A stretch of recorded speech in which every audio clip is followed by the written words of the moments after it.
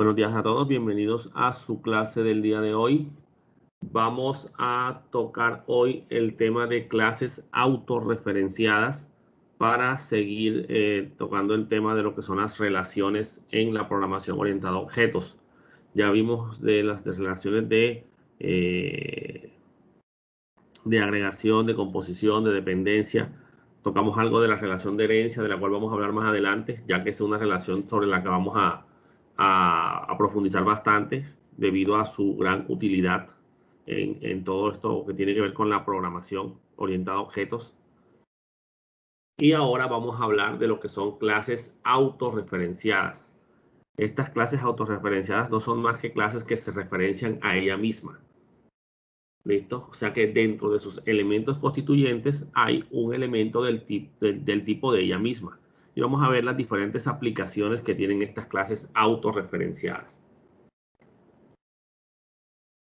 Una clase autorreferenciada no es más que una clase que contiene una variable de instancia que hace referencia a otro objeto de la misma clase. ¿Listo? En este caso quiere decir que la clase se está llamando a otro elemento de ella misma. Así como una clase puede contener propiedades y métodos, también puede contener otras clases, y eso lo hemos visto. Nuestros programas utilizan, por ejemplo, variables de tipo nombre que utilizan string, y recuerden que en Java string no es un tipo de datos, sino que es una clase. Así que ahí estamos usando una clase específica dentro de las propiedades. Y también hemos creado, por ejemplo, propiedades de tipo cliente, propiedades de tipo producto, ¿sí? Entonces, esto quiere decir, señores, que yo puedo colocar, así como coloco una propiedad de un tipo de una clase diferente, también puedo poner una propiedad de una clase del mismo. O sea, si la clase es una clase persona, yo puedo poner dentro de la clase persona una propiedad de tipo persona. Y eso sería una clase autorreferenciada. Y también existen métodos autorreferenciados, ya no específicamente para clases de este tipo, sino puede ser una clase normal que incluye un método que se referencia a él mismo. O sea, un método que se llama a él mismo en su ejecución. Este concepto permite esta particularidad permite implementar un concepto conocido como recursividad, del que vamos a hablar al final de este tema. Ese concepto de recursividad es muy utilizado cuando no tenemos forma, o sea no tenemos una forma definida de terminar una estructura cíclica. Y digamos que este concepto de recursividad nos permitirá hacer ese tipo de recorridos por esa estructura algorítmica específica que tenemos que recorrer de manera repetitiva, simplemente llamándose a ella misma hasta finalizar el elemento. Por ejemplo, cuando queremos recorrer los píxeles de una imagen para identificar zonas de color dentro de la imagen. Digamos que como las imágenes pueden tener muchas formas diferentes y muchas estructuras de colores distintas, es muy difícil construir un programa, una estructura cíclica que recorra la imagen simplemente por la X y la Y para ir identificando los colores. Entonces tú lo que haces es que se haga un recorrido aleatorio por las diferentes, o en un orden particular, pues, por los diferentes píxeles para ir organizando los colores por zonas. Definitivamente no sabes cómo va a quedar ese ciclo, entonces te tocaría hacerlo de manera recursiva para que la clase se vaya llamando a ella misma hasta que llegue a un tope. Un ejemplo de clases autorreferenciadas es sencillo de manejar. Tenemos simplemente que colocar una propiedad de ese tipo, de la misma clase, dentro de las propiedades específicas del elemento, de la clase. Tenemos, por ejemplo, la clase empleado. La clase empleado tiene un código, tiene un nombre, tiene un salario y tiene un jefe inmediato. Pero el jefe inmediato también es otro empleado. Así que será otro objeto de tipo empleado. De tal manera que la clase se llama a ella misma. ¿Ven? O sea que deberá tener un jefe inmediato que también tendrá un código, también tendrá un nombre, también tendrá un salario y que también puede tener otro jefe inmediato. Así en toda la jerarquía hasta llegar pues al tope en donde el gerente o el director, el dueño de la empresa no tiene jefe y obviamente pues él en este caso pues esa variable empleado apunta a lo que es un valor null y simplemente pues no tiene un jefe particularmente especificado. ¿Dónde podemos utilizar estas clases autorreferenciadas? Una de las maneras de utilizar estos elementos es a través de las estructuras de datos dinámicas, conocidas como listas enlazadas, por ejemplo, árboles. Cuando tú vas a trabajar con estructuras de datos, la palabra estructuras de datos quiere decir datos que tienen una estructura específica. Ustedes han trabajado por ahora con datos simples.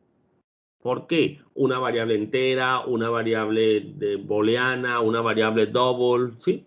Datos específicos. Cuando utilizan un vector, por ejemplo, ya están utilizando una estructura de datos, porque ya no es un dato simple, sino es un conjunto de datos. En este caso, todos deben ser del mismo tipo, porque eso es una particularidad de los vectores y las matrices. Entonces, ¿qué pasa en este caso? Que tienes que crear una cantidad de posiciones consecutivas de elementos de un mismo tipo, por ejemplo, entero.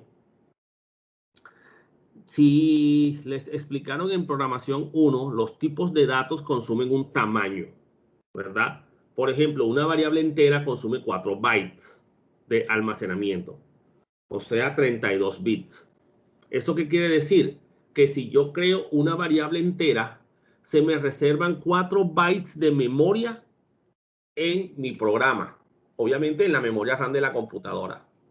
¿Esto qué quiere decir? Que ya me consumí 4 bytes de memoria. Si es un double, son 16 bytes. Entonces ya cada tipo de dato consume un tamaño particular. Entonces cuando tú creas un entero, la máquina virtual o el sistema operativo deberá reservar ese espacio de almacenamiento para que ahí guardes el dato. O sea, hagan de cuenta, reservaron la casillita para guardar la información. Entonces, cuando tú creas un vector de 10 posiciones de números enteros, el sistema hace un cálculo. Bueno, son 10 posiciones, cada posición es un número entero, cada entero consume 4 bytes. Debo reservar 40 bytes libres para manejar el vector. Y esos espacios de los vectores son consecutivos, están uno al lado del otro en la memoria RAM. Ahora, como están en espacios consecutivos, yo debo definir el tamaño fijo antes de comenzar a manejar el vector, para que se le pueda reservar ese espacio en la memoria. ¿Listo? Hagan de cuenta, no, el salón tiene 30 sillas. Este es el espacio de mi matriz, de mi vector, o sea que puedo atender 30 estudiantes. ¿Listo? Es un salón de tamaño fijo. Entonces, ¿qué pasa en este caso? El vector tiene que reservarse el espacio fijo ya definido. Entonces, como los espacios de memoria son consecutivos, los primeros 4 bytes serán la primera posición. Los 4 bytes siguientes serán la otra posición. Los 4 bytes siguientes, la otra posición, así hasta llegar al byte 40 para cubrir las 10 posiciones. Con las listas enlazadas no se maneja el concepto de esa manera. ¿Por qué? Porque la idea de este tipo de estructuras es que puedan crecer todo lo que tú necesites.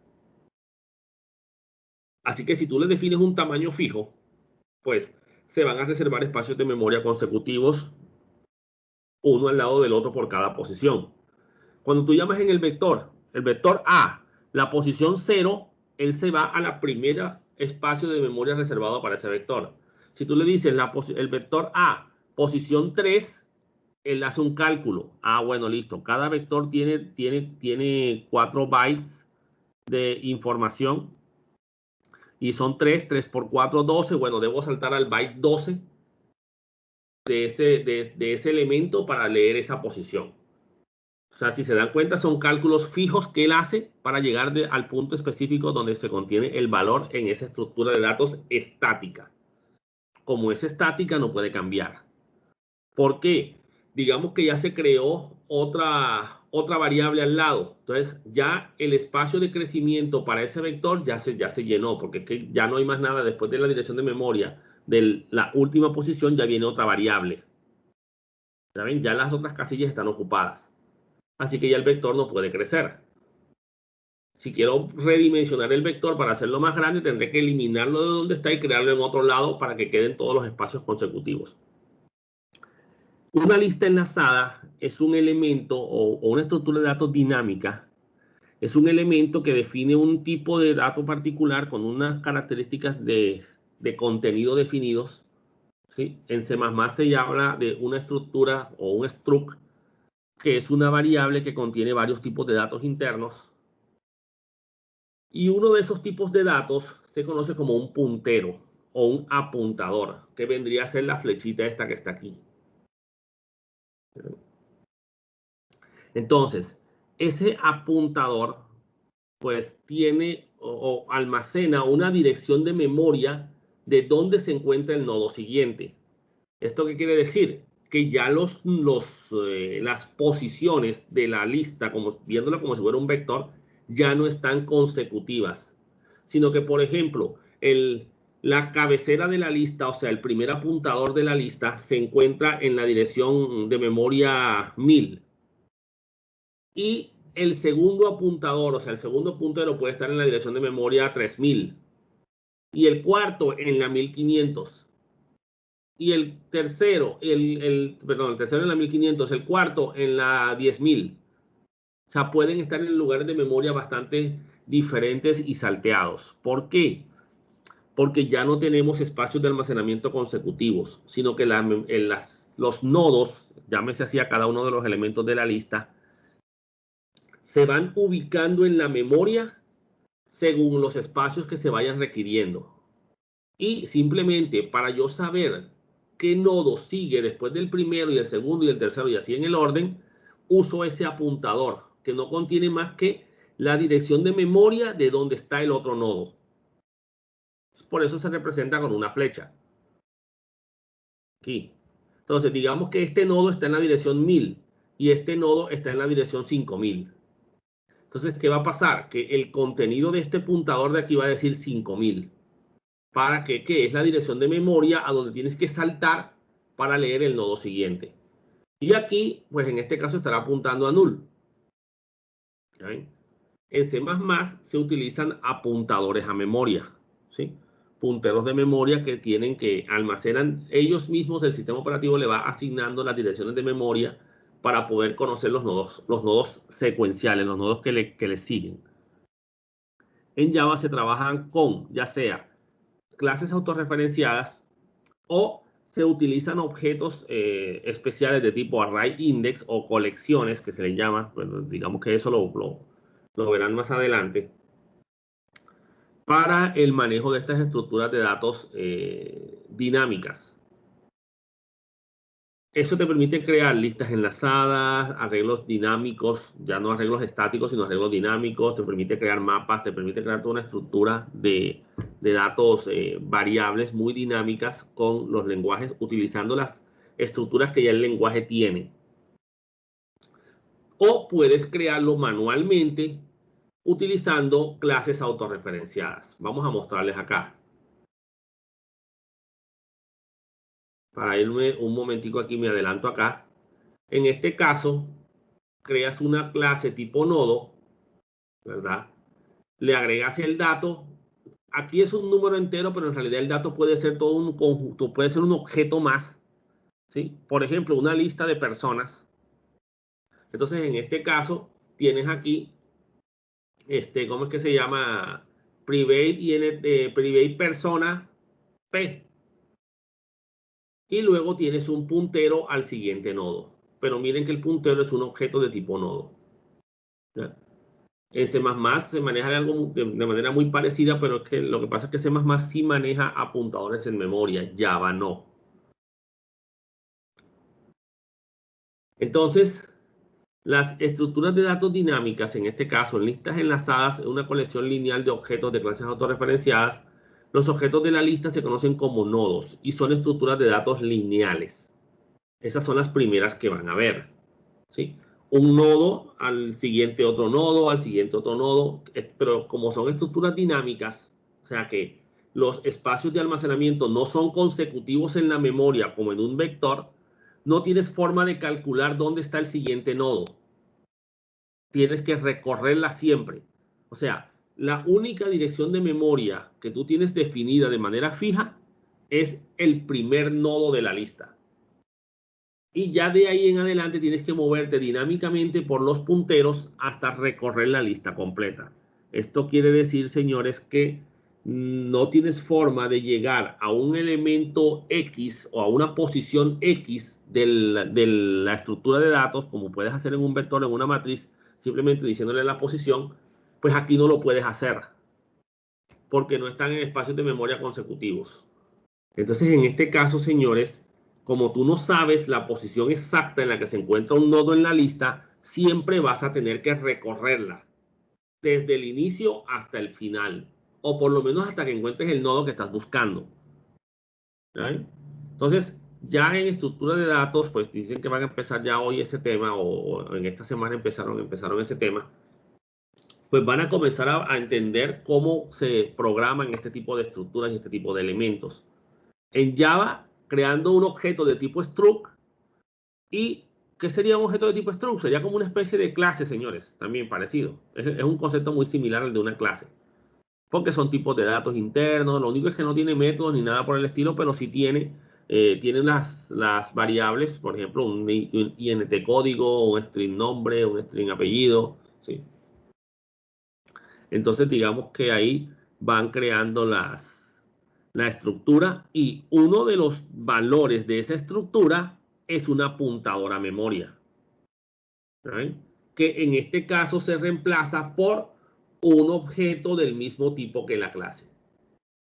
O sea, ustedes pueden tener aquí private int código, private string nombre, private string apellido, private string dirección, private string teléfono, private nodo, siguiente nodo, ¿right?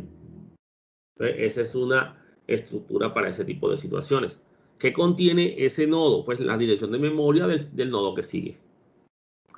Los árboles y grafos, que esos no los van a tocar todavía, porque esos ya son estructuras de múltiples dimensiones, no tipo matriz, porque el árbol puede tener múltiples ramificaciones, y el grafo pues no tiene una estructura definida, pues una estructura bastante dinámica, no tiene un inicio. Tú seleccionas un nodo particular y desde ahí te podrás ramificar y moverte hacia los diferentes nodos. Todos los nodos tienen una dirección definida, pero el detalle aquí no está en ubicar un nodo particular, sino en desplazarse desde ese nodo hacia otro nodo diferente. ¿Listo? Esta estructura grafos, por ejemplo, se utiliza en los mapas de los juegos de video. Tú estás ubicado en una posición y tú tienes que recorrer unos caminos para llegar de un punto a un punto B. Todo eso se hace a través de estructuras conocidas como grafos. ¿Vieron? Entonces, ya esos temas de árboles y grafos lo verán en estructura de datos 2. En los árboles, piensen en la jerarquía de los sistemas operativos en los directorios. Tienes el directorio raíz, ¿verdad? De ahí sale la carpeta Windows, de la carpeta Windows sale System32, sale System, sale Driver, sale toda una serie de carpetas, ¿verdad? De tu carpeta de usuario sale de escritorio, sale de descargas, documentos. Entonces, esa es una estructura de árbol, se le conoce. Entonces, los árboles y los grafos son estructuras de datos multidimensionales. O sea que no tienen un solo apuntador. Pueden tener 2, 3, 4, 5, 10, 20 apuntadores diferentes. ¿Sí? Toda una cantidad de apuntadores distintos. Y no son lineales, o sea que no se recorren en una línea directa, sino que ya el recorrido es mucho más complejo. ¿Right? Digamos que aquí para recorrer árboles y grafos se usa mucho el tema de recursividad. Entonces, tienen variables del mismo tipo de la clase y requieren de métodos autorreferenciados para poderlos recorrer. En este caso, hablando de listas enlazadas, no de árboles ni de grafos, o sea, estructuras de datos lineales. ¿Listo? Una lista es un dato después del otro. Piénsenlo así, una lista. Entonces, aquí tenemos una lista simple que tiene el nodo que sigue, y por lo tanto, si es una lista con solamente un nodo siguiente, no existe un nodo anterior. ¿Eso qué quiere decir? No me puedo devolver. Estas listas solo se recorren en un sentido, desde el nodo inicial hasta que lleguemos al nulo, al último elemento de la lista. Y una vez ahí, no puedo echar para atrás. ¿Listo? Se llaman estructuras de forward only, solo hacia adelante. Las variables de tipo lista doble, en este caso tienen dos apuntadores, pero son estructuras lineales, no son como los árboles o los grafos que pueden tener dos apuntadores y cada uno apunta a una dirección diferente, siempre hacia adelante, por ejemplo. Sino que en este caso tenemos un apuntador al nodo siguiente y un apuntador al nodo anterior. Eso quiere decir que en este tipo de listas yo sí me puedo devolver. ¿Cuál usas, una o la otra? Pues depende de tu situación, depende de qué es lo que tú necesites. Si lo importante es moverse siempre hacia adelante, ¿verdad? Pensando en el procesamiento, y que si quieres encontrar otro nodo, pues tienes que volver a empezar, porque es la mejor forma de trabajar en este caso. Bueno, usas listas simples. Y si puedes, tienes que poner la posibilidad de poder adelantar y devolverte, pues debes usar listas dobles. Ahora, si es necesario que una lista sea cíclica, o sea, que no se termine nunca, digamos así, que sea un círculo. En ese caso, tienes que hacer que el último nodo de la lista no apunte a nulo, sino que apunte al primer nodo de la lista. ¿Ya? Entonces, ahí tienes una lista circular, que también pueden ser dobles. ¿Ya? Con respecto a los árboles y grafos, ya estos tienen múltiples nodos. Y el detalle es que estos nodos ya no son nodo siguiente y nodo anterior, sino un nodo X y un nodo Y apuntando, por ejemplo, en un árbol, el nodo de la izquierda, el nodo de la derecha, el nodo del centro. Entonces, ya dependiendo del tipo de árbol que se está utilizando, en este caso, esa estructura de nodo que está ahí, que tiene un nodo izquierdo y un nodo derecho, se conoce como un árbol binario. Esos son los árboles que van a ver ustedes acá. Los árboles binarios son árboles que tienen solamente un nodo izquierdo y un nodo derecho. O sea, solamente tienen dos nodos. Esos son fáciles de recorrer. Ya cuando hablamos de árboles B o árboles blanco-negro, por ejemplo, que ya son estructuras de datos mucho más complejas, ¿sí? Por lo menos los árboles B son los que utiliza Microsoft en su sistema operativo para gestionar la estructura de directorios del sistema operativo. Ya permiten no solamente dos nodos, sino que permiten múltiples nodos, lo que implica que pueden tener múltiples carpetas contenidas dentro de una misma carpeta.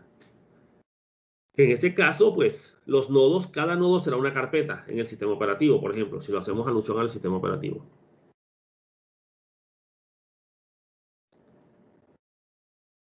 Los métodos autorreferenciados, señores, en este caso son métodos que se llaman a ellos mismos. Métodos que tienen dentro de su contenido un método que los llama a ellos mismos. ¿Sí? En este caso tienes aquí el método que recibe un número entero y tú en un momento particular del código escribes aquí el mismo nombre del método y le mandas el valor que él espera. Obviamente, en este caso el sistema va a volver a llamarse al mismo, implementando el concepto de recursividad. Entonces, la recursividad, ¿qué viene a ser? Técnica que permite que un bloque de instrucciones se ejecute n veces, ¿verdad? Se aplica cuando la solución de un problema se puede expresar en términos de la resolución de la misma naturaleza del problema. O sea, resuelves el problema expresándolo bajo la misma condición del problema. Eh, Aquí tengo un ejemplo que vamos a ver ahorita, que es el ejemplo del factorial, donde vamos a observar que en la fórmula del factorial aparece definido el mismo factorial. Entonces, cuando se necesitan implementar instrucciones repetitivas sin conocimiento exacto de cuándo finalizará, lo que implica que manejar un ciclo ahí es muy complejo. Les puse el ejemplo de la imagen, porque nosotros una vez nos tocó hacer eso para un sistema de reconocimiento de placas que estábamos haciendo para una clase. Y teníamos que recorrer el color amarillo y el color negro de las placas. ¿Sí? Entonces, en este caso, comenzábamos con el primer píxel y la idea era que se recorrieran, por ejemplo, todos los amarillos. Entonces, hasta que llegáramos a un color negro, entonces nos íbamos moviendo por la horizontal, el nodo de al lado, el nodo de al lado, el nodo de al lado, hasta que llegamos a un color negro. Y después de que llegamos al nodo negro, nos devolvíamos y pasábamos al nodo hacia abajo. y seguíamos recorriendo nuevamente y otra vez nos devolvíamos y así hasta cubrir todos los espacios de la figura. Entonces, como no sabíamos de qué manera nos íbamos a desplazar, no sabíamos cuántos píxeles hacia la derecha nos íbamos a mover, no podíamos usar un ciclo. Tuvimos que implementar recursividad para solucionar ese problema.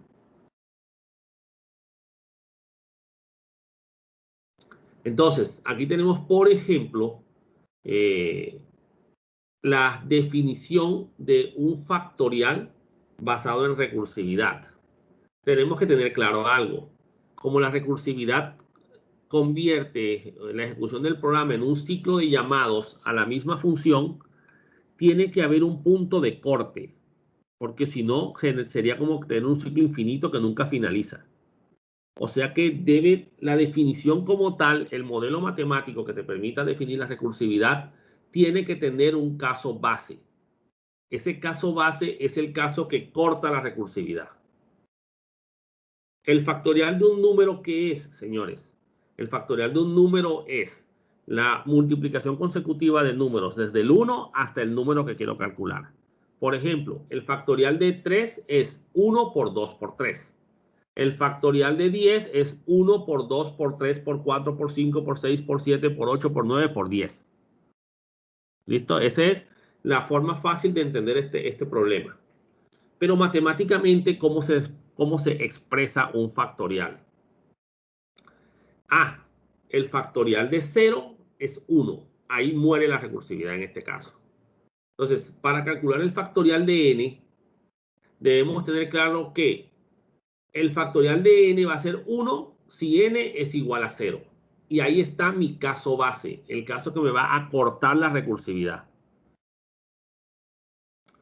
Y si n es mayor que 0, porque no existen los factoriales de los números negativos, o sea, no existe el factorial de menos 5, eso no existe. Entonces, en este caso, el factorial de n será igual al valor de n que quiero calcular por el factorial de n menos 1. Quiere decir que el factorial de 5 es el 5 por el factorial de 4. Y el factorial de 4 es 4 por el factorial de 3. 3 por el factorial de 2. 2 por el factorial de 1. 1 por el factorial de 1. 1 por el factorial de 0. Y el factorial de 0 es 1. Y listo, ya terminé la recursividad. Quiere decir que en este caso me tengo que comenzar a devolver y hacer todas las multiplicaciones que hice. 5 por 4 por 3 por 2 por 1 por 1. Y eso me da el factorial de 5. Para poder entender cómo funciona este concepto de la recursividad, señores, hay que entender el manejo de la memoria con respecto a el llamado a las funciones. Aquí tengo el algoritmo del factorial expresado en código de Java de manera recursiva. Entonces, el public int, porque el resultado es un entero, el factorial de un número n. Entonces yo aquí creo una variable resultado n, y aquí digo, si n es igual a 0, resultado es igual a 1, y ahí es donde muere la recursividad. Si no, el resultado será igual a n, que es el valor que mandé aquí, por el factorial de n menos 1, y aquí vuelve y se llama el sistema. Y este valor de n queda aquí pendiente. Queda pendiente para resolverse, para multiplicarse por lo que me dé ese nuevo factorial que estoy calculando. Y ahí se va a quedar hasta que termine de ejecutar todos los casos y llegue al caso en el que n sea igual a 0. Miren que el factorial siempre se va restando en 1. O sea que aquí sería 5 por el factorial de 4. Luego 4 por el factorial de 3. 3 por el factorial de 2. Y así sucesivamente. ¿Oyeron? Cuando llegue a n, ya esto no se ejecuta, sino que se ejecuta este y se retorna el 1. Y nos vamos devolviendo hacia atrás en el orden de llamada. Vamos a explicarles, les voy a abrir un documento acá. Vamos a explicarles, señores, cómo sería el llamado a una función y lo que es el retorno a la misma, para que entendamos un poco ese concepto de return. ¿Oyeron? Entonces, vamos a pasarnos a un documento para explicarles este concepto. Denme un momento. Muy bien, señores. Esto que vamos a explicar ahora no es específicamente la recursividad, sino es qué sucede en la memoria RAM de la computadora cuando estamos llamando a funciones. Recuerden que todo lo que hagamos en la computadora se carga en la memoria RAM y se le asigna una dirección de memoria inicial para poder hacer el recorrido. Los programas también se manejan de esta manera.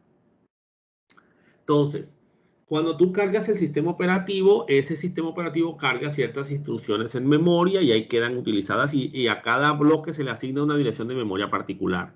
Esa dirección es para poder leer específicamente esa dirección y comenzar a ejecutar las instrucciones que estén almacenadas en ese punto específicamente. ¿Listo? Ahora, hay un pequeño problema. Las instrucciones no se van a ejecutar dirección 1, dirección 2, dirección 3, dirección 4, dirección 5 en ese orden secuencial. Porque en algún punto va a haber un salto. Va a haber algo que le va a decir, vas por la dirección 21, salta a la dirección 30. Y tiene que haber un punto en el que tú sepas cómo devolverte a donde estabas antes. O sea que en algún lugar se tiene que apuntar donde estabas. ¿Ya? Estabas en la dirección 21. Entonces, el sistema operativo está funcionando, ¿verdad? Y en ese momento se registra y se comienzan a ejecutar operaciones y se crea una estructura llamada pila. Vamos a llamarla pila de retornos. ¿Y qué va a contener? La dirección de memoria del punto en el que se dio el salto, ¿verdad? Y cuando se ejecute la instrucción de retorno, se leerá esa dirección de memoria para poder saber a dónde devolverte. Entonces, muy bien, el sistema operativo está ejecutando y se coloca en el fondo de la pila.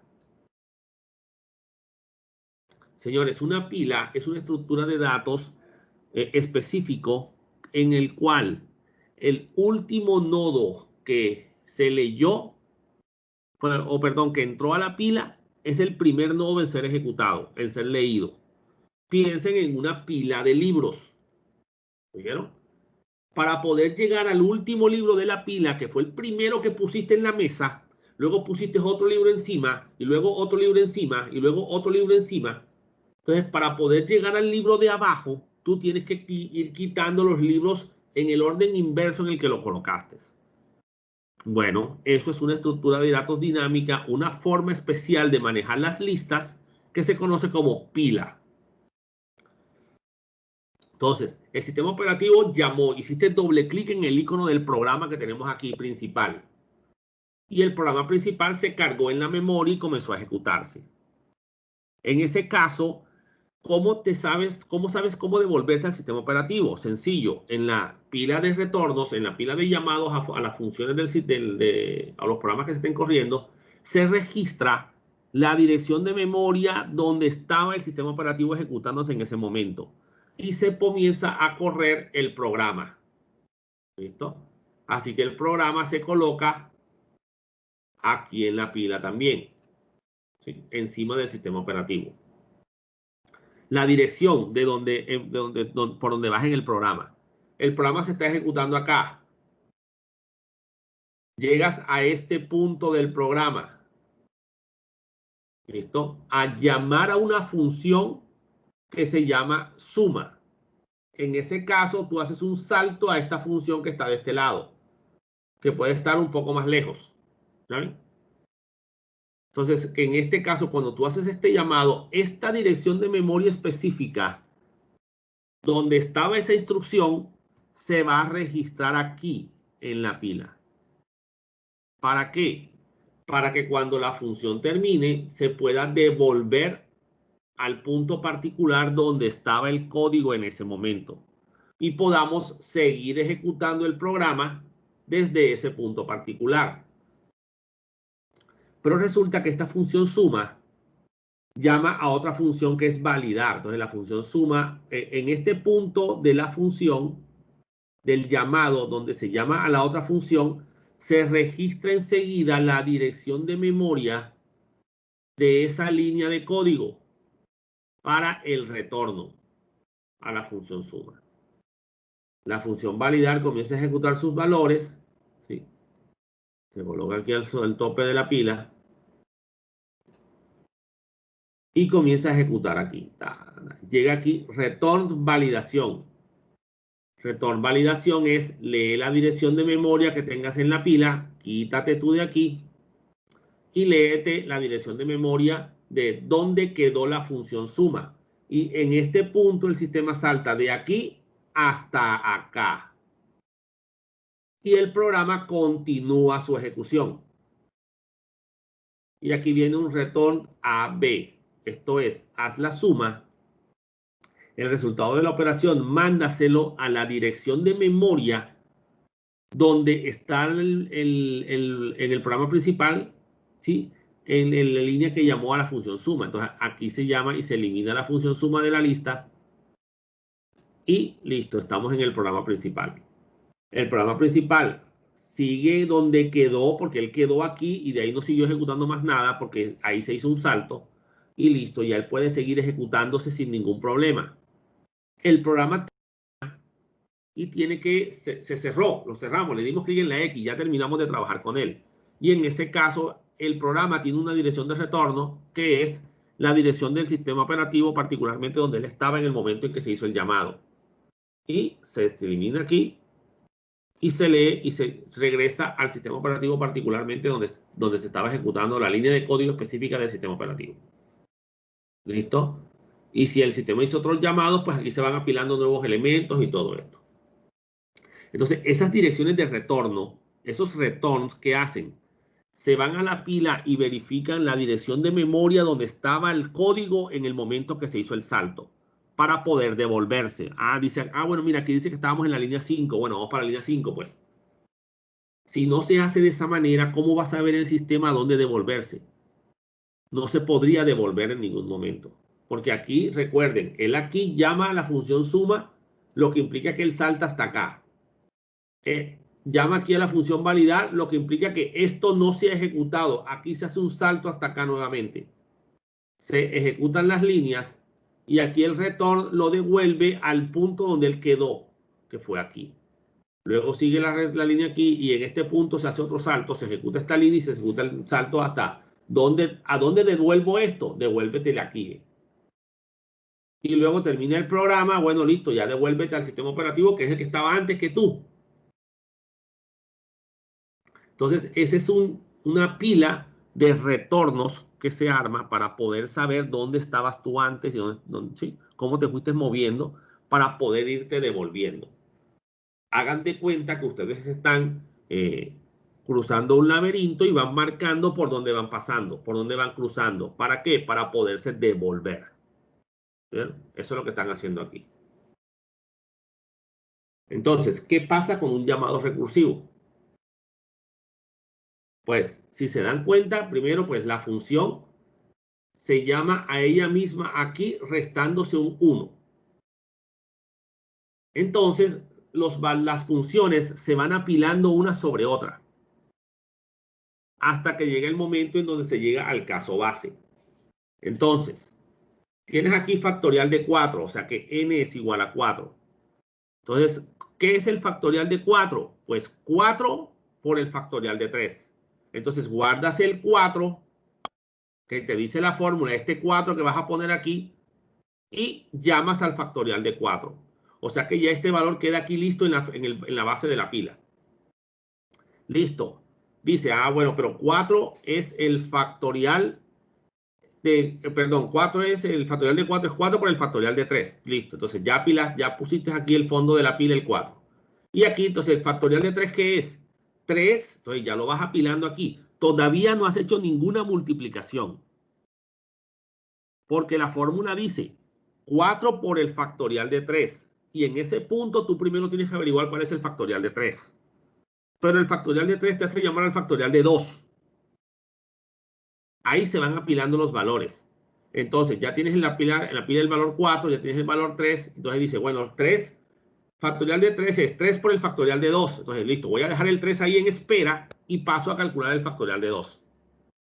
Listo, dice factorial de 2 es 2 por el factorial de 1. Bueno, listo, voy a dejar el 2 en espera, así como está el 3 y como está el 4, y voy para el factorial de 1.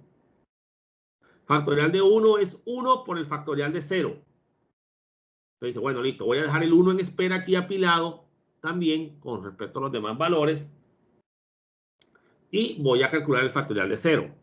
Y resulta que cuando llegas al factorial de 0 se cumple este caso. Resultado es igual a 1. Y ya comienzas a devolverte, a hacer los returns para irte devolviendo a las direcciones de memoria donde se estaba haciendo el salto. Entonces tú dices, bueno, le devuelvo al factorial de 1, que fue el que me llamó a mí, le devuelvo el resultado, 1. Y él dice, ah, bueno, tengo que multiplicar entonces 1 por 1, porque esto dice que factorial de 1 es 1 por el factorial de 0, y el factorial de 0 es 1, entonces esto es 1 por 1. Y devuelvo, return. ¿A dónde devuelvo? A la función que me llamó. ¿Quién llamó al factorial de 1? El factorial de 2. Entonces, listo. El factorial de 2 le manda el 1 porque 1 por 1 es 1. Entonces dice, bueno, multiplique el 1 por el 2. Me da 2. ¿Por qué? Listo. Él me mandó factorial de 1, 1. Y aquí el factorial de 2 tenía un 2 acumulado. 2 por 2.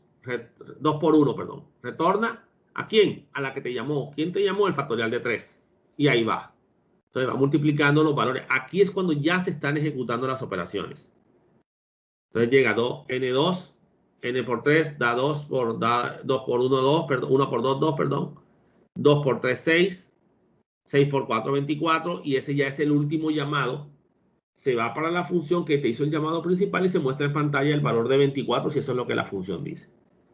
Entonces lo que me interesa que entiendan es cómo las cosas se van apilando y luego se van devolviendo en forma inversa. ¿Sí?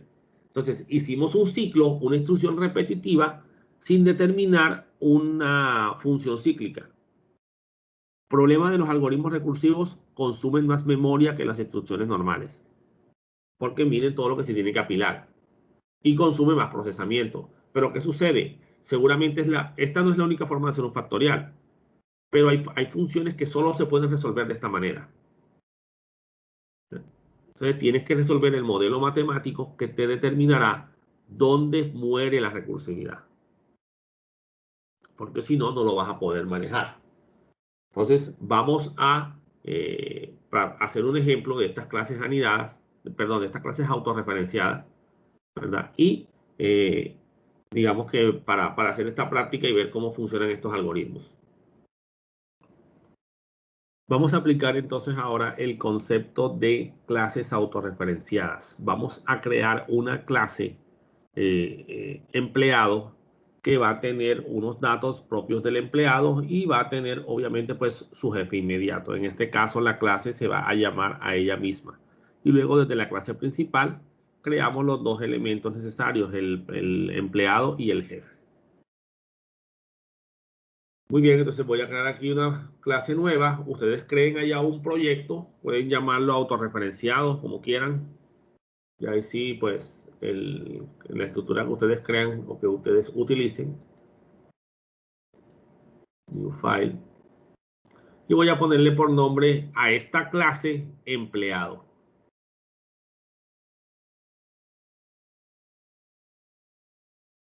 Voy a guardarlo acá en autorreferenciadas.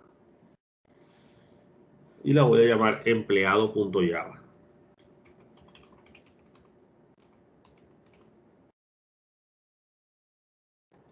Guardar. Public class. Perdón. Empleado. Vamos a definirle private string cédula, private string nombre, private string apellido, private string cargo, private double sueldo y private empleado jefe inmediato, respetando la estructura de camel case con la I mayúscula. Entonces, esas son las propiedades de la clase empleado. Tiene como parte de su clase un objeto del mismo tipo, un objeto de tipo empleado también. Entonces, en este caso, tendríamos que comenzar a crear el constructor por defecto y todo lo demás. Entonces, vamos a crear dos constructores. El constructor por defecto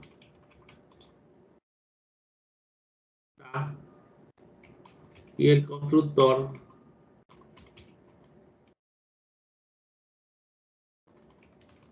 que recibe, por ejemplo, el nombre y el apellido. Por ejemplo.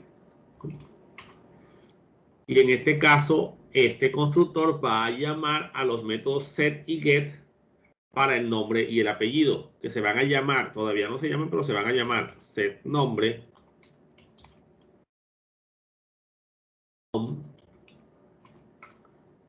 set apellido, ape.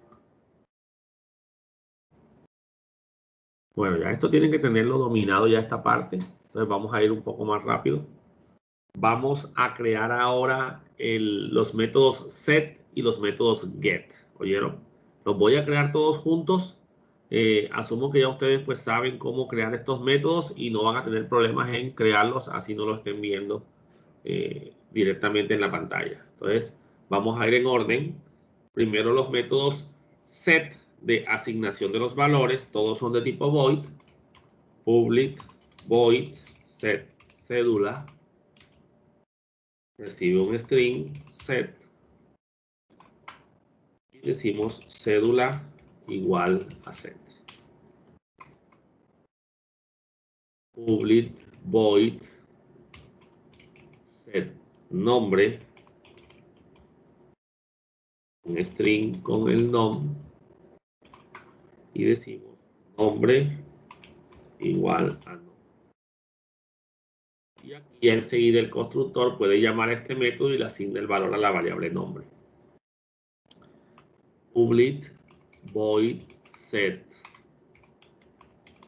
apellido ape apellido igual.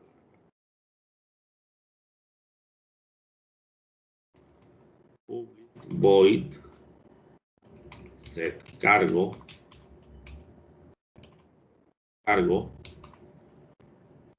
y en este caso como se llaman igual, entonces digo this.cargo igual a cargo para diferenciar el de la clase del local. Public void set sueldo double sueldo, vamos a poner uno, me voy a poner el salario y sueldo igual a salario, que no es lo mismo, pero bueno, no importa. El jefe inmediato, public void set jefe inmediato y recibe un elemento de tipo empleado, perdón, vamos a ponerle así y decimos que la variable jefe inmediato es igual a m. Entonces ya tenemos los métodos set, creamos nuestros respectivos métodos get. Public string get cédula el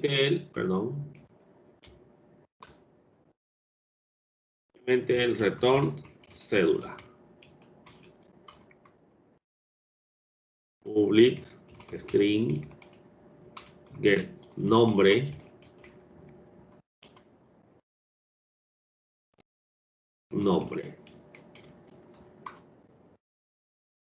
public string get apellido, returns apellido. Vamos a crear uno incluso public string get nombre completo para que me entregue el nombre entero completico de una sola vez. Y decimos returns nombre más comillas con espacio más apellido. Para que haga la operación, una el nombre y el apellido y me devuelve el valor enseguida.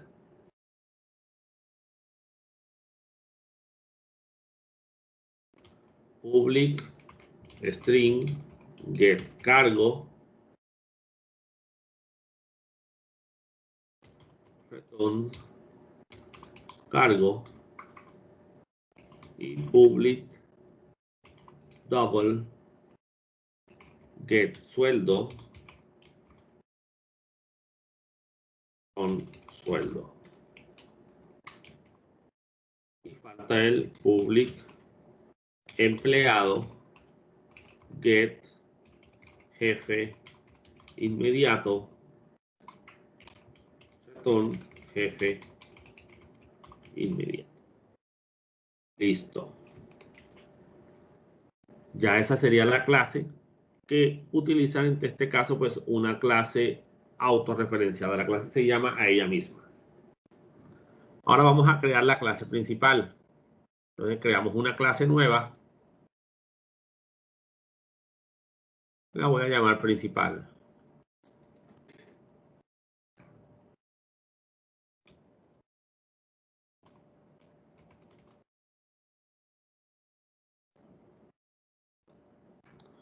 Y aquí el public class principal. ¿Listo? Tiene nuestro famoso public static void main in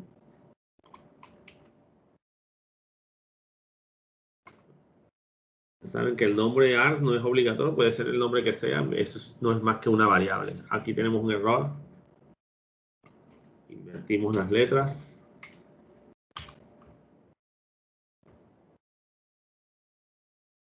Muy bien. Entonces, lo primero que vamos a hacer es crear a nuestra clase empleado y al jefe inmediato. Vamos a crearlo directamente aquí. Decimos empleado, decimos emp igual a new empleado. No, al jefe inmediato lo creamos después. Pedimos los datos y en el constructor mismo creamos los datos del jefe inmediato con poner el nombre y el apellido. Y vamos a llamar acá incluso a nuestra clase scanner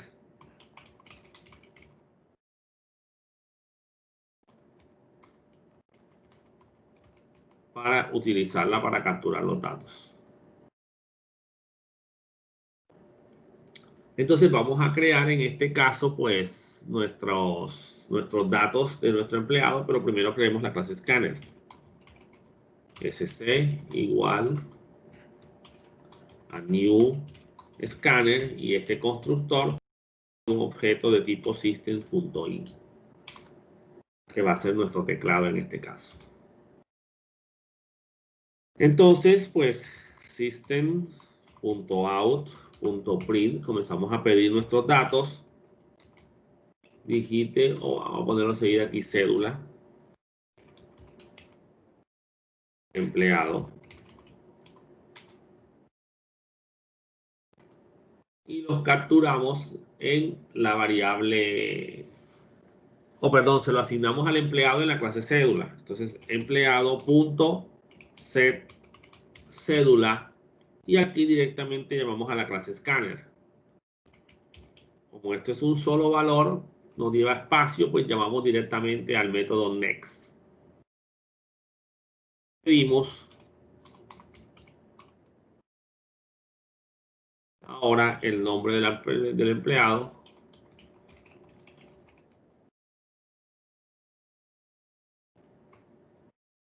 Decimos empleado.setNombre. llamamos a sc.nextLine esta vez, por si tiene espacios en blanco el nombre, ¿no? El apellido.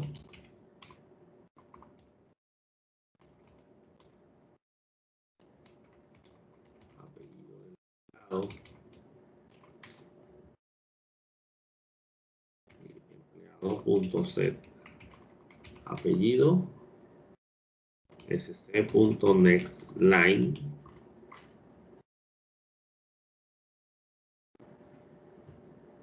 Llamamos ahora a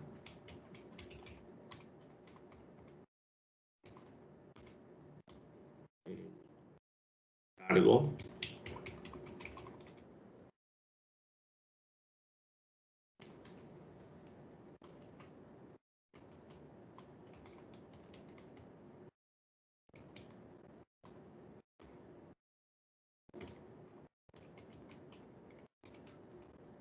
Nextline, por si el cargo tiene espacios también.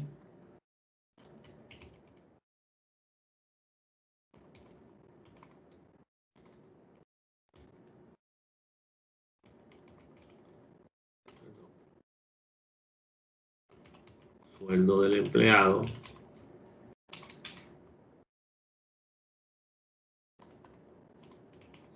Sueldo.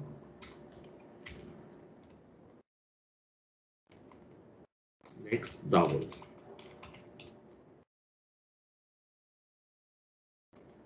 Sabemos que cuando se llama un next double o un next int se genera un error en el próximo next line porque se lo ignora. Eso es una falla que tiene la clase scanner que no han corregido.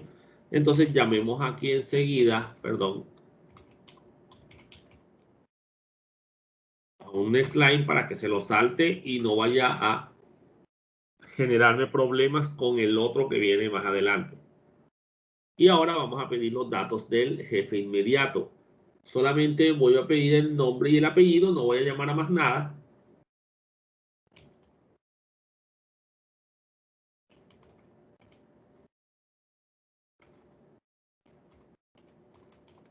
Nombre del jefe inmediato.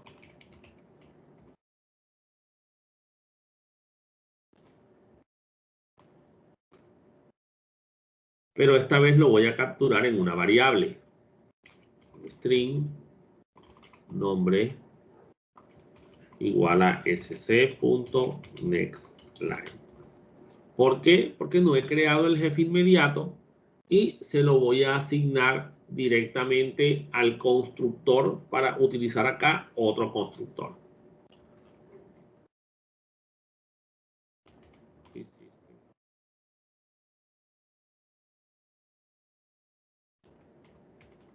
Apellido del jefe inmediato.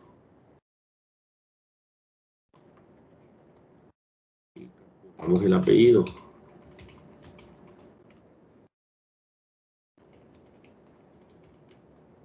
Lo ideal sería pedir cédula, dirección, o sea, perdón, la cédula, el cargo, todo. Pero bueno, vamos a pedir solamente el nombre y apellido.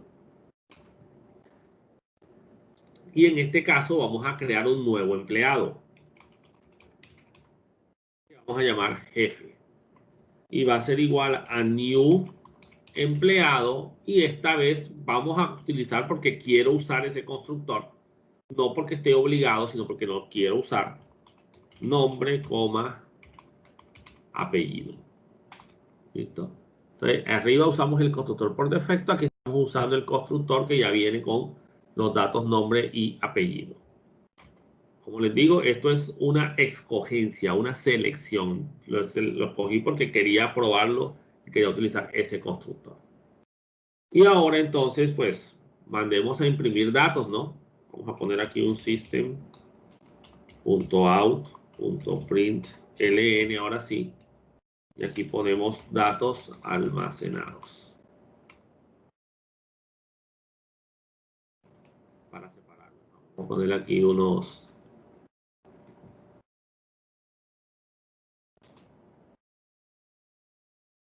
adornitos. Y escribimos los datos de la persona, del empleado. Perdón.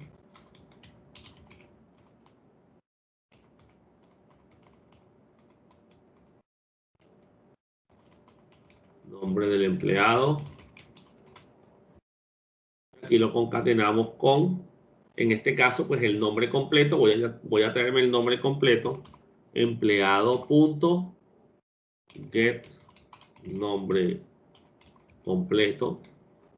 Bueno, no le hemos asignado. Creamos el jefe, pero no se lo asignamos al empleado. Entonces vamos a decir empleado o em.set jefe inmediato, y aquí le asignamos el objeto de tipo jefe, que ya tiene el nombre y el apellido definido. Sí, porque vamos a llamar al jefe desde el objeto empleado. Entonces, en este caso, señores, tenemos aquí los datos system.out.println. Vamos a poner aquí cargo del empleado. No vamos a exprimir su cédula. mp.get cargo. Y llamamos al jefe inmediato enseguida. System.out.println jefe inmediato. Y aquí vamos a llamarlo desde el empleado.get jefe inmediato. Y aquí enseguida, no lo puedo llamar así porque me llamaría a la dirección de memoria donde está el jefe inmediato. Y lo que voy a llamar aquí es al get nombre completo, para que me devuelva el nombre completo del empleado, del jefe inmediato, perdón. Miren cómo desde una clase llamo a la otra. Empleado.get jefe inmediato me devolverá el objeto jefe, y del objeto jefe me interesa el método que devuelve el nombre. Entonces digamos que ese será el funcionamiento de mi clase como tal. Capturo los datos, le asigno el jefe inmediato y muestro los datos almacenados en pantalla. Este Profesor, ejercicio en la no línea tiene nada. 23 le falta una T al print del N. 23. Listo, gracias.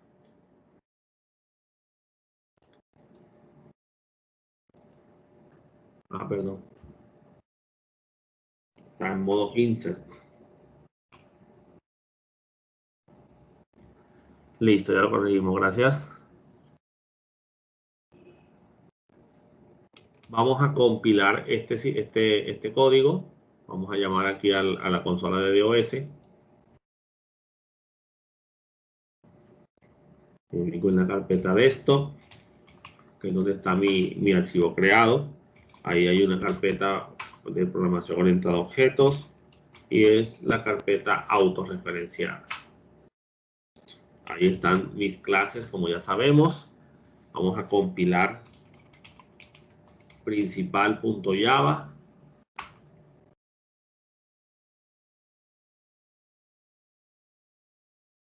Veamos si surge algún error.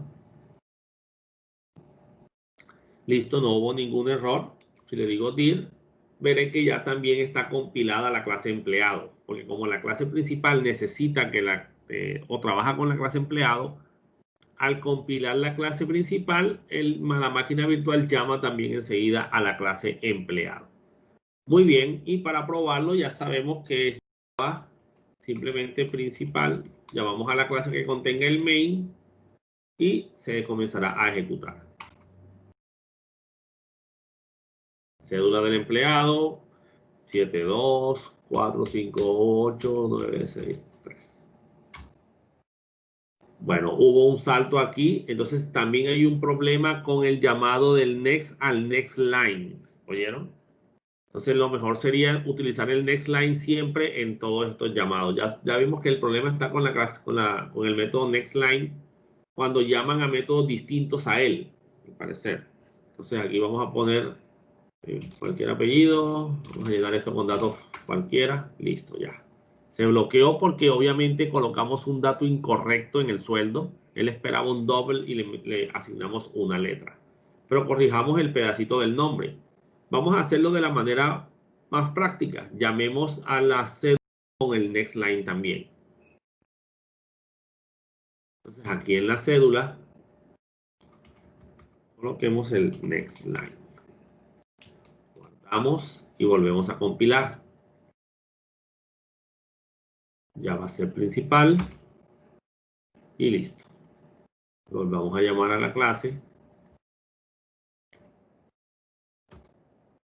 Cédula 72. No importa el valor que sea, estamos probando. Nombre, ahora sí vienen, que ahora sí ya no se hizo el salto. Jorge Pérez. Cargo del empleado. Programador senior. Sueldo del empleado, 7 millones de pesos, porque es un buen programador. Nombre del jefe inmediato, Carlos Reyes. Listo. Se recibieron los valores y aquí se están imprimiendo los valores sin ningún problema. Entonces, estamos llamando al objeto jefe desde el objeto empleado. Es una referencia como las que ya hemos manejado antes, pero la característica particular es que el objeto es del mismo tipo que la clase que lo está llamando. Entonces se llaman clases autorreferenciadas. Probemos ahora entonces el factorial para que hagamos la práctica del ejercicio recursivo. En este caso vamos a crear, solamente para la práctica del método recursivo, vamos a crear una clase nueva. Podrían ustedes, si quieren, crear un proyecto nuevo o crean otra clase que también contenga un main y llaman directamente a esa clase. Lo más práctico sería crear un nuevo proyecto. En este caso no vamos a trabajar orientado a objetos. Vamos a crearlo directamente todo dentro de la misma clase. File, new file. Y lo voy a llamar factorial.java.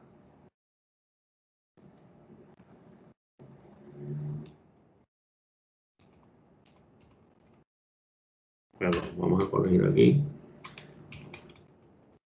Factorial.java. Public class.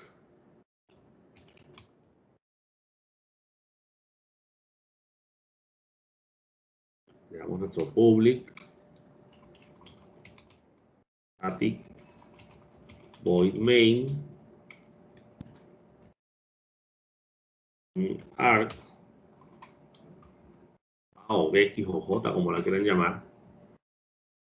Y aquí no se nos olvida nuestra clase scanner. Vamos a importarla aquí. Import java.util.scanner. Creamos nuestro objeto scanner para que nos capture el valor del factorial que queremos averiguar.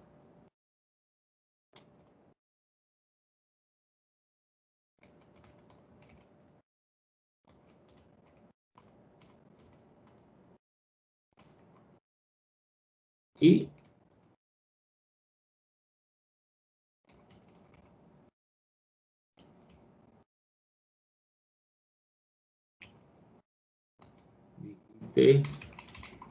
el número deseado para el cálculo del factorial.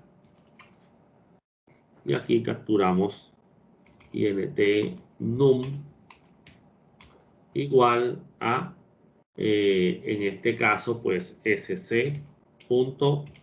next int, porque tiene que ser un número entero. No se puede calcular factorial de números distintos a enteros.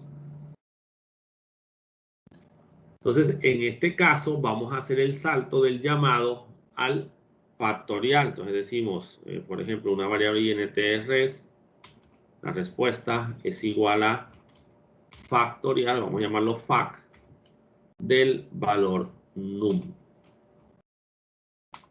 En este caso estamos llamando al factorial que no hemos creado, ya lo vamos a crear. Y nuestro system.out.println y entre comillas el factorial de y llamamos aquí a la variable número. Tenemos aquí los espacios es y aquí está la respuesta. ¿Qué nos toca crear ahora? Pues el factorial.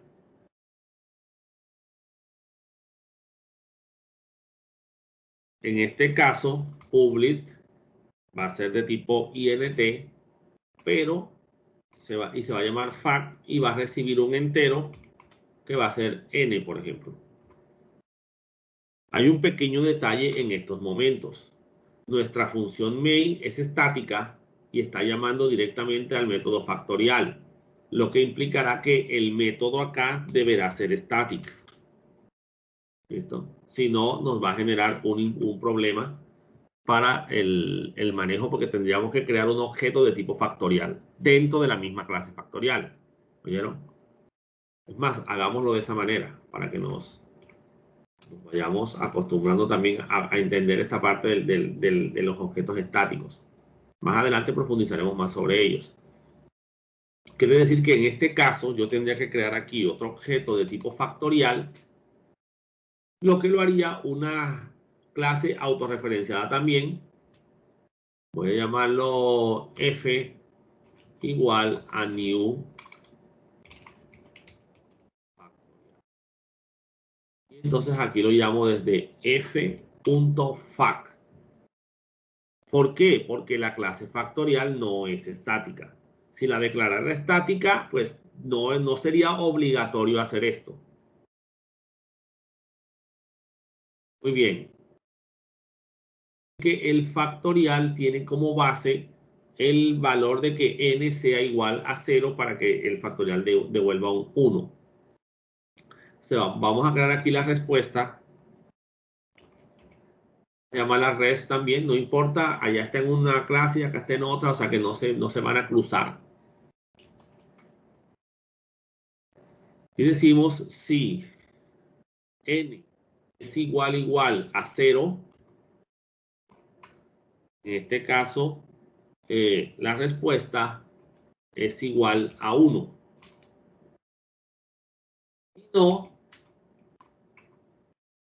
la respuesta va a ser igual al valor de n por el factorial de n menos 1. Recuerden la fórmula del modelo matemático del factorial.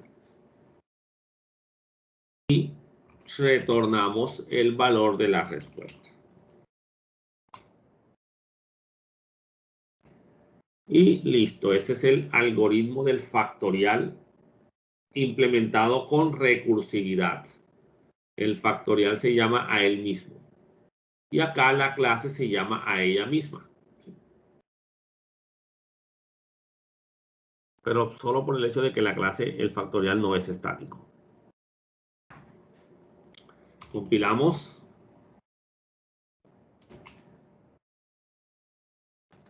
Java C factorial.java. Listo, no hay ningún error de código por lo menos. Java factorial. Y digite el número deseado. Bueno, 5. Y listo, el factorial de 5 es 120. ¿Está bien? Entonces ya ahí él va calculando de manera recursiva. Bueno, vamos a hacer unos pequeños cambios aquí. Vamos a mostrar el uso, por ejemplo, de la variable args en los programas en Java. Esto se activa cuando se hace un llamado solo desde la consola. En este caso, pues podemos verificar que si se le envió algún argumento como string con el número del factorial a calcular, pues él lo utilice. En este caso, pues vamos a hacer unos pequeños cambios aquí. Vamos a capturar o a validar si se está usando la variable args.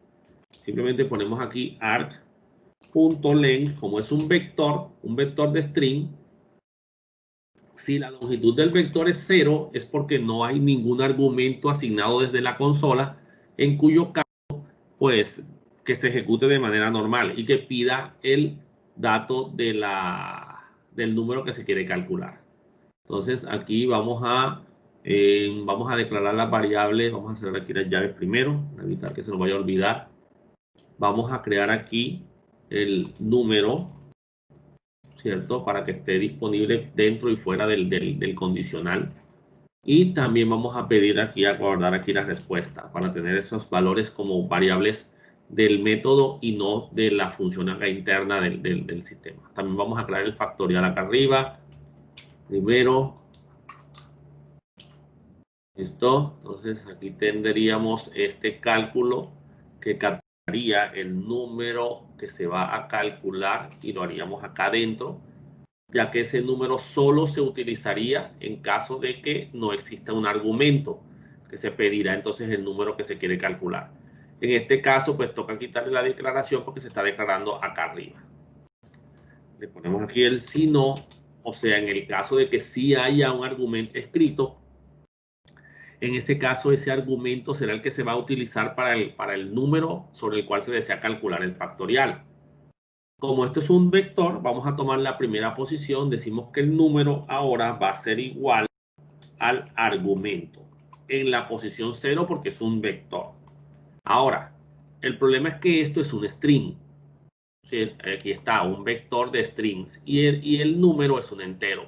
Entonces tenemos que convertir ese string a número. Y para eso podemos hacer uso de esto. Una clase llamada integer.parseInt, que se conoce como una clase enmascaradora o una wrapper class. También hay para double, ¿sí? Para los diferentes tipos de datos.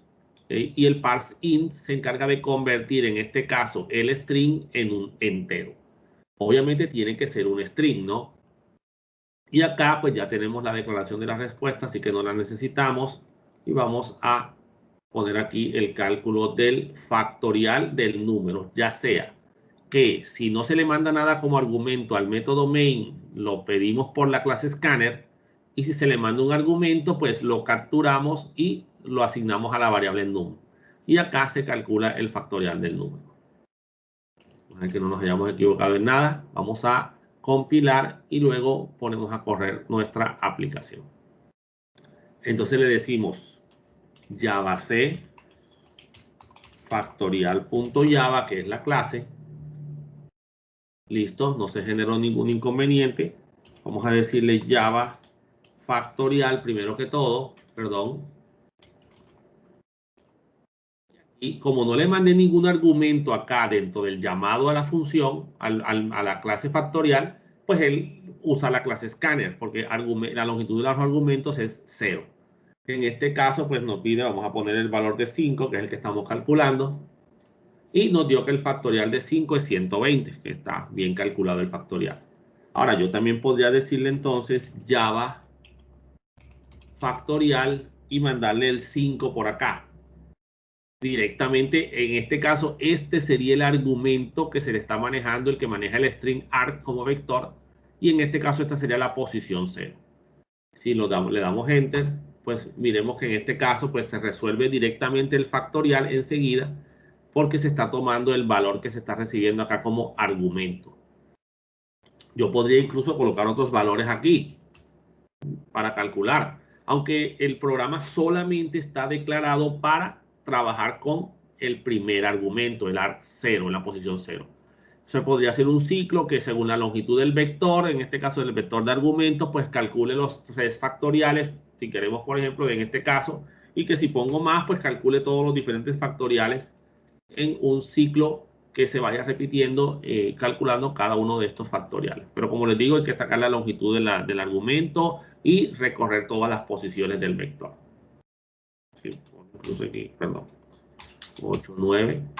Veremos que él solo calcula el factorial de 5 porque nada más está trabajando con el argumento 0, señores. Entonces, eso es lo que quería que viéramos acá sobre el manejo de argumentos como algo extra aquí dentro de la clase. Arg 0 es el valor 5 que estoy enviándole allá, que hace parte de este elemento de acá. Solo se puede usar, señores, desde la consola. No aplica, por ejemplo, si tú le das un ejecutar en NetBeans o JCreator, pues no te va a funcionar, porque no tiene el valor específico del parámetro que se le está mandando por la consola. Habría que buscar una forma de que desde NetBeans o desde JCreator se le pudiera definir esos valores que se van a cargar dentro del string args acá en el lenguaje Java. ¿Listo? Eso era lo que quería que vieran del manejo de esto para que fueran conociendo también cómo utilizar este tipo de variables y para que este tipo de variables sí tiene un uso particular en algunos momentos.